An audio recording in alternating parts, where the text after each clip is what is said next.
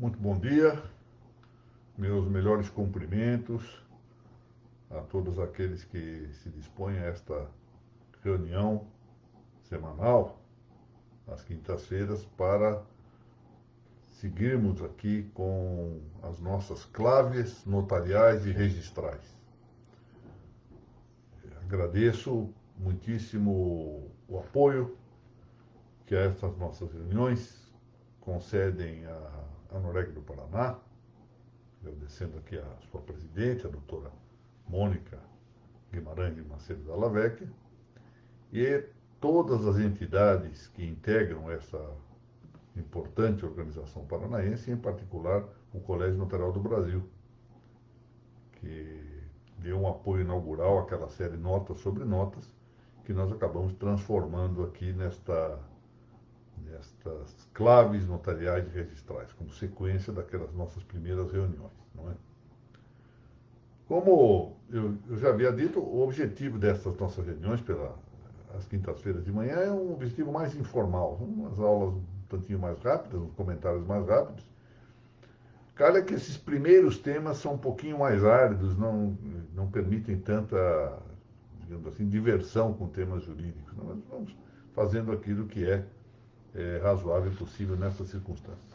Então, hoje vamos tratar do tema acessórios do solo, que interessa muito de perto ao registro de imóveis, mas também é matéria que, de algum modo, interessa às notas, né? Está sempre com a preparação de títulos para o ingresso no registro de imóveis. Esse tema tem interesse também para o notário, porque muitas vezes está obrigado a compreender se deve ou não sugerir uma retificação do registro antes Eu quero cumprimentar aqui, peço desculpas, saudar particularmente meu grande amigo Gersé, titular do segundo registro de imóveis, que ontem fez aniversário. É uma honra muito grande tê-lo aqui, Gersé. Muito, muito grande mesmo. Mas muito bem.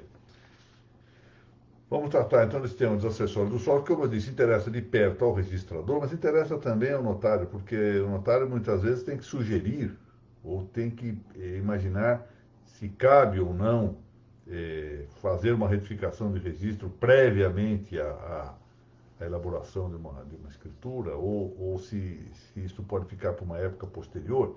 Então, são questões que interessam, portanto, tanto ao registrador de imóveis quanto ao notário.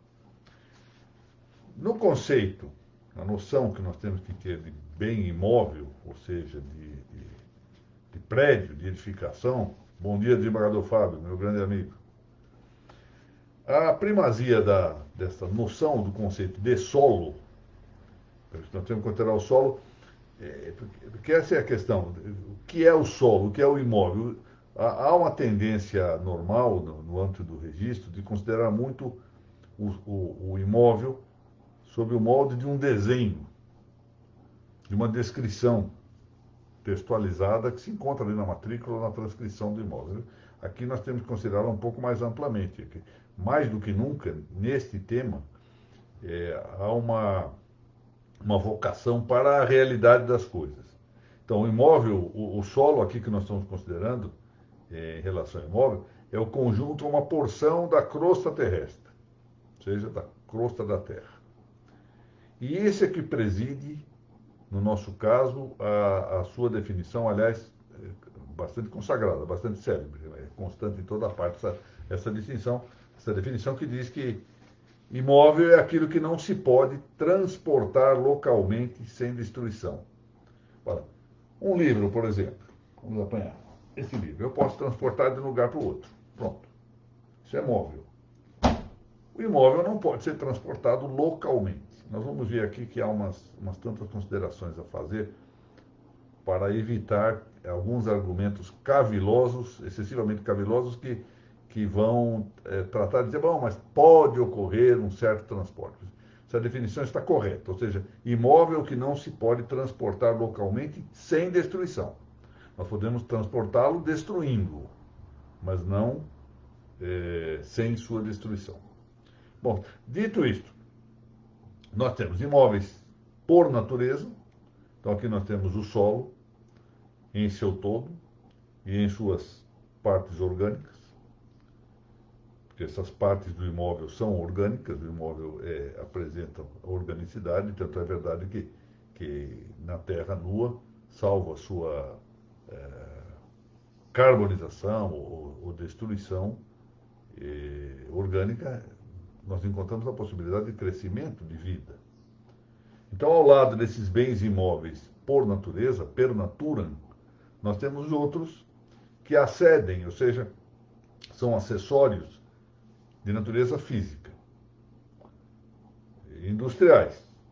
Por exemplo, as construções mistas, ou seja, as construções são atos de indústria só humana, assim fazer uma casa. Já as plantações apresentam um caráter misto, porque podem ocorrer inseminações naturais, por exemplo, sementes que são transportadas pelo vento, que caiam na terra, mas muitas vezes elas podem ter esse aspecto misto, porque é o homem que se comporta ao modo de um jardineiro, ou de um cultivador ou plantador. E elas podem ser também objeto de acesso espiritual. Assim são as pertenças, as máquinas, as estátuas, os quadros, etc., são pertenças e são acessões de caráter espiritual. A esses imóveis ainda concorrem, temos que considerar também a concorrência como bem imóvel, os que são chamados representativos, esses que representam o imóvel, ou seja, que tornam a apresentá-lo, mas tornam a apresentá-lo de outro modo, não como tal. Assim, os direitos reais sobre imóveis são tidos por imóveis, isso é textualístico na legislação civil, e o direito à sucessão aberta. Então, são os imóveis mediante representação. Estes últimos, portanto, os representativos, são o resultado de uma escolha prudencial, prudência legística, que se julga recomendada pela segurança jurídica, exatamente para maior asseguração, para ter maior segurança jurídica, para exigir a publicidade imobiliária, vejam que é por isso que se exige a publicidade imobiliária dos direitos reais, é que se cuida de dar natureza imobiliária aos direitos reais sobre imóveis. O imóvel, por natureza, é somente de modo relativo, ou seja, temos que considerar isso, não é absolutamente imóvel, ele é secundum quid imóvel, ou seja, é imóvel relativamente. Por quê? Porque ele se move. E até mesmo porque é corpóreo, ou seja, per natura mutabilis. Todas as coisas corpóreas são, por sua própria natureza, mutáveis. Não há coisas corpóreas que não sejam mutáveis, modificáveis. Bom, como é que nós vamos, então, entender essa definição? Que acabo de mencionar, que não pode haver transporte localmente sem destruição, como conceito, núcleo do conceito de imóvel, mas, ao mesmo tempo, eu digo que ele pode mudar. Bom, o que não se pode fazer é o traslado de local circunscritivo. Ou seja, o lugar em que ele está. Eu não posso trasladar dali sem sua destruição. Não consigo tirar um imóvel de lugar, colocar no outro, sem que ele seja destruído. Se nós pensarmos, por exemplo, na avulsão, na aluvião, nós vamos ver que algo se transporta.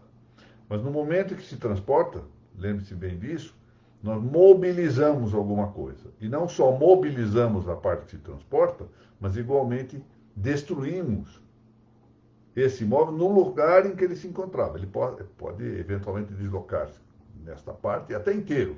Imaginemos aí um imóvel de 100 metros quadrados, pequeno lote, que por força de qualquer fenômeno climático, se desloca inteiramente, ou seja, ele continua igual, só que ele se mobilizou e se junte a outro, por exemplo, ou vá para outro lugar. No local em que ele estava, ele se destruiu. Portanto, é uma hipótese muito remota também essa, de que o todo seja transportado, mas enfim, é possível. Sem possibilidade, como eu disse, firme no plano mesmo da localização, da ubiquação. Embora, eu aqui digo no texto, nós podemos pensar em meios técnicos, em um certo empenho imaginário, pensar que a qualidade e a quantidade possam ser salvaguardadas. Como nesse exemplo que eu dei aqui de uma avulsão do imóvel inteiro, transportando-se de um lugar para outro. Mas aí o que não se mantém é o seu local originário. Faz parte da definição que é aquilo que não se pode transportar localmente sem destruição. Bom, o primado do imóvel, que se chama congruenter natura, ou seja, que está congruo com a natureza,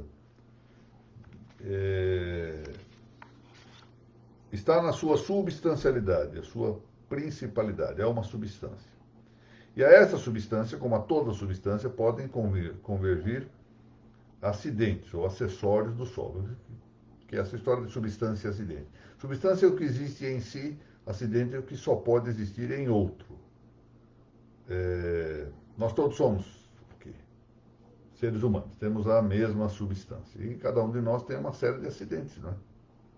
Alguns são altos, outros são baixos, alguns são mais gordinhos, as mulheres são mais magrinhas, as mulheres são bonitas, os homens são feios, uns têm cabelo, outros não têm, etc. Então, são acidentes. Esses acidentes só existem numa substância. A substância é a mesma. Mas os acidentes é que vão tornando diferente, vão dando a distinção nessa substância.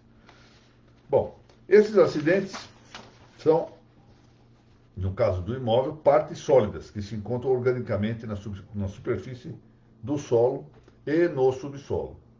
Então, são partes sólidas. São acidentes, pois, que se devem reconhecer por sua corporeidade, por sua solidez. São também partes líquidas. Ou seja, nós podemos ter partes líquidas correntes ou não, tanto do solo como do subsolo. São essas águas subterrâneas, por exemplo, lençóis, freáticos, etc. E temos também, como acidente, ainda algo que já não é sólido, que são os indicativos do espaço aéreo correspondente ao solo, que é também um acidente do solo.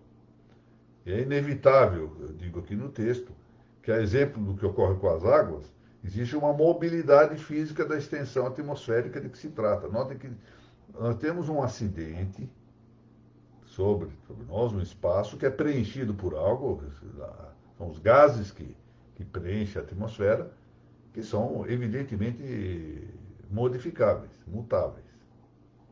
Como as águas, elas também correm. E além disso, são acessórios. Os edifícios, agora já são indústrias humanas, não é? Inteiramente, e as acessões espirituais ou intelectuais que nós mencionamos no início aqui dessa exposição. Bom, como nós dissemos, o acessório, que tem a ideia de acidente, traz consigo a ideia de que o seu modo próprio de existir é existir em outro. Ser alto, por si só, no ser humano, supõe que ele existe em alguma coisa. Não existe o ser alto separado daquilo que se aplica. O fato de uma pessoa ser mais robusta supõe que existe uma substância que essa robustez, essa quantidade possa incluir-se. O fato de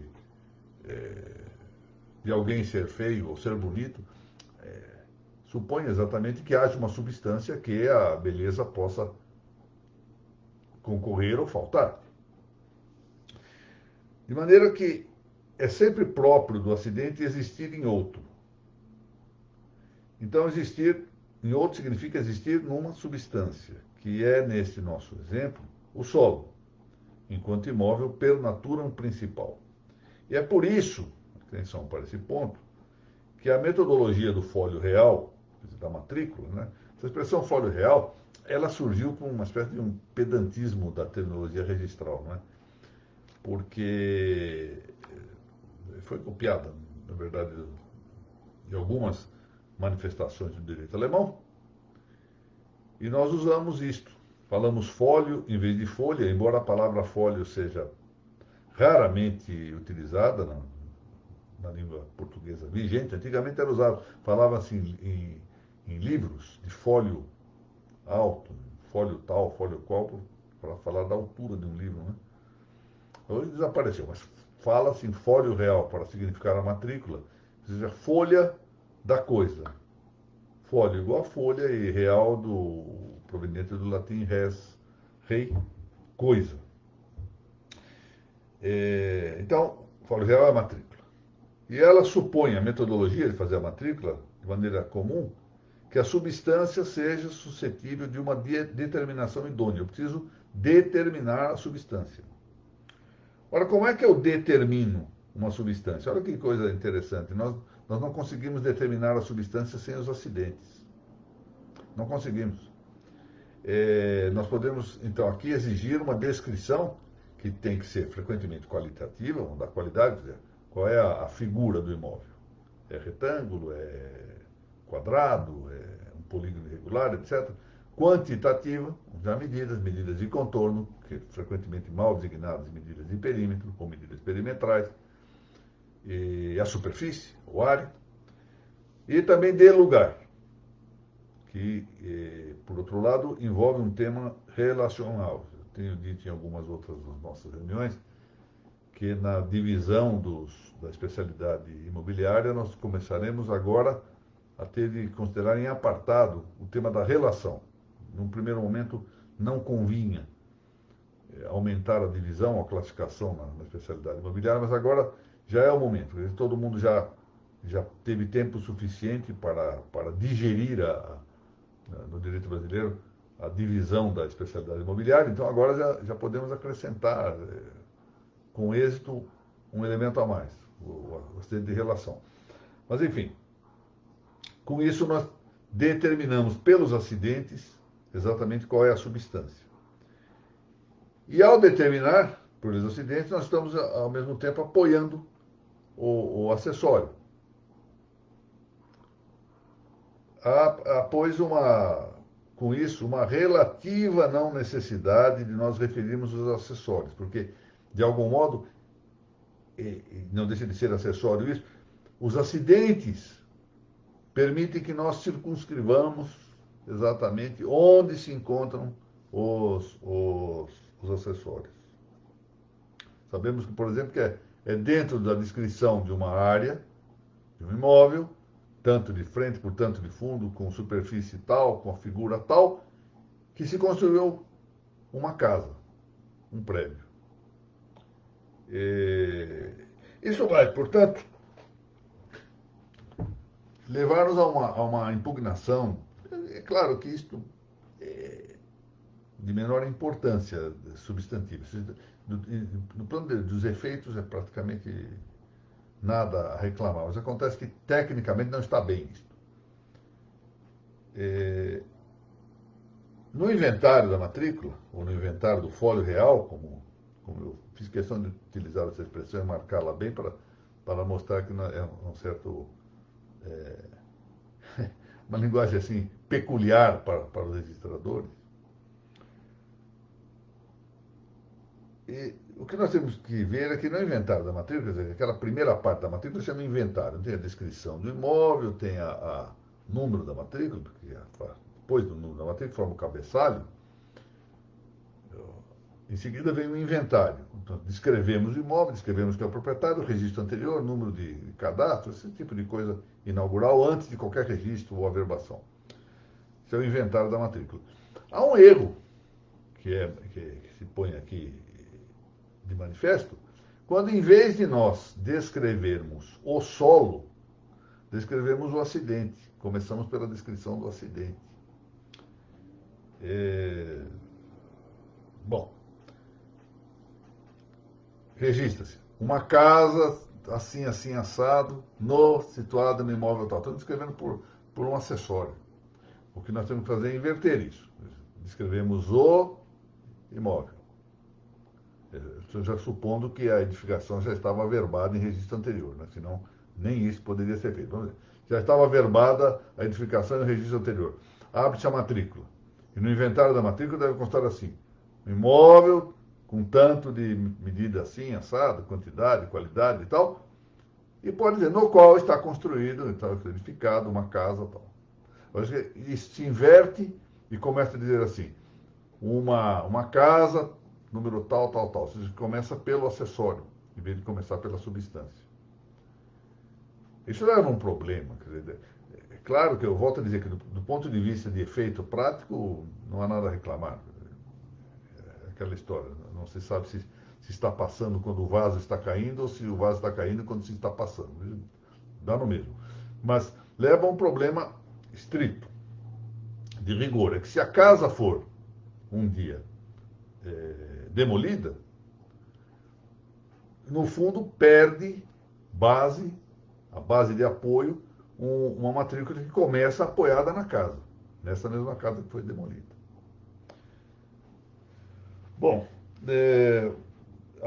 em todo caso, sou obrigado a reconhecer que há uma impropriedade na lei, que o caput do artigo 225 faz uma referência à distância métrica da edificação mais próxima. Portanto, já fala de um acidente, em vez de falar do imóvel mais próximo. Com a suposição, diga-se de passagem, que essa edificação tenha caráter permanente, quando não é verdade.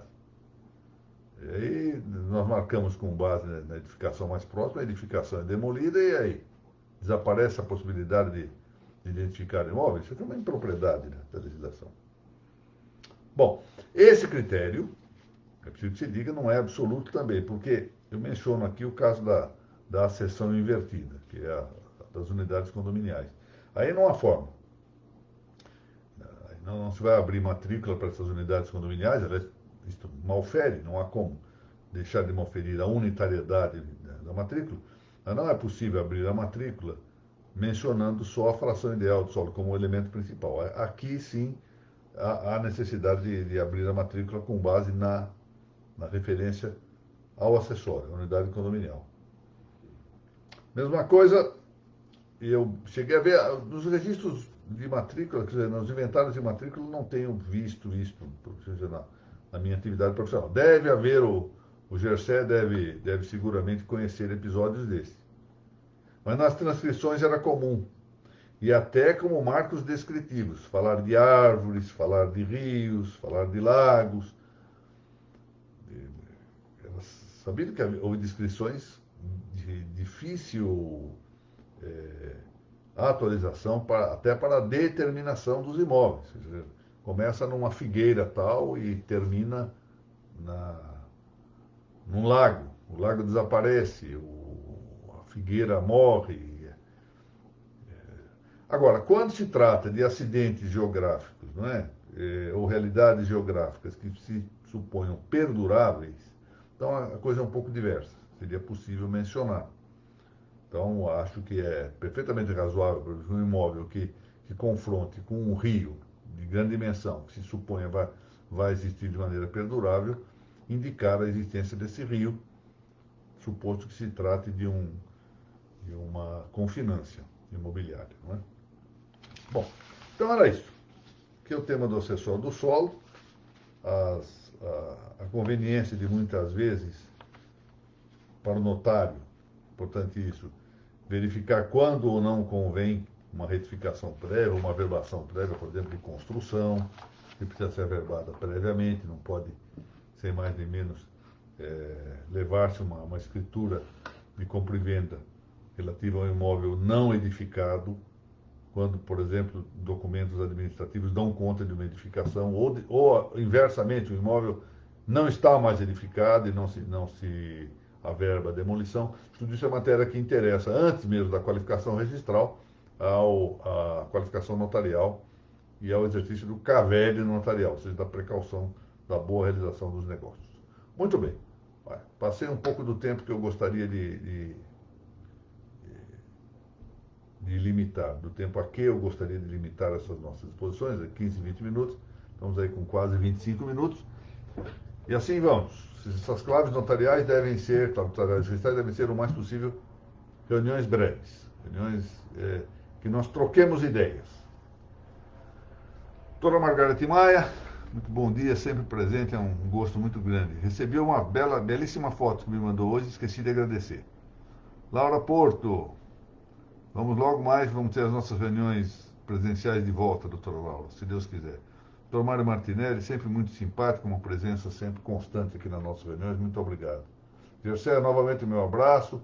Desembargador Fábio, sofremos juntos ontem o mau segundo tempo do nosso time, mas havemos de melhorar um dia. Dr. Anderson Schnerkist, novamente muito obrigado por sua presença. Professora Isabela, estimadíssima amiga, grande jurista lá de Miguelópolis. Doutora Rodrigues Nina, foi minha aluna lá em Ribeirão Preto. Faz tempo. Ela continua jovem, eu não mais, mas faz tempo. Doutora Amanda, responsável pela editorial Lepanto, fazendo um trabalho também interessante de reunir essas aulas todas num local no YouTube, para facilitar, porque o problema das aulas no Facebook é que elas acabam ficando muito distanciadas, é difícil localizar no Facebook onde estão as aulas. E além do mais, neste caso, ela está fazendo um trabalho interessante de mandar lá para a página do YouTube as aulas que estão ainda armazenadas no site da Uniregistral, de maneira que eu fico satisfeito com esse trabalho que a Lepanto está fazendo, graças ao empenho especial da doutora Amanda Gil, mas igualmente também com o apoio do outro diretor dessa editora, que é o Conde Júlio Chagas. Doutora Joelma, bom dia. Carolina, agora se prepara para participar de mais um livro, não é, Carolina? Se Deus quiser, vamos fazer um livro aí interessante, que a doutora Mônica Dallavecchia está coordenando na parte executória, e um outro livro está sendo também coordenado na parte executória pela doutora Amanda Gil. Mariana, bom dia, muito obrigado por sua presença aqui, obrigado também por ter encaminhado ontem o link lá da palestra aí de Curitiba. Aqui, essa resposta, doutora Rodrigues Nina, é assim, adulatio peccatum est. Doutora Maria Eduarda, muito bom dia. Bom vê-la aqui, Maria Eduarda. E sem o Rodrigo. Muito bem. Embora lhe faça falta, eu gosto de vê-la aqui presente. Muito obrigado. Doutor Marco Antônio Pedrazzi Valentini, muito bom dia. Agradeço a presença. Aí o link da editorial Lepanto, onde já se na seção acadêmica, acho que parece que há uma etiqueta lá, não sei como chama isso, uma aba, chamada vídeos, onde isso está em blocos. E a Lepanto vem subindo aos poucos as aulas dos registros sobre registro, que são, afinal de contas, são 202 aulas já ministradas. Então, esse é um trabalho que despende muito tempo, né? Muita paciência também. Eu agradeço muito.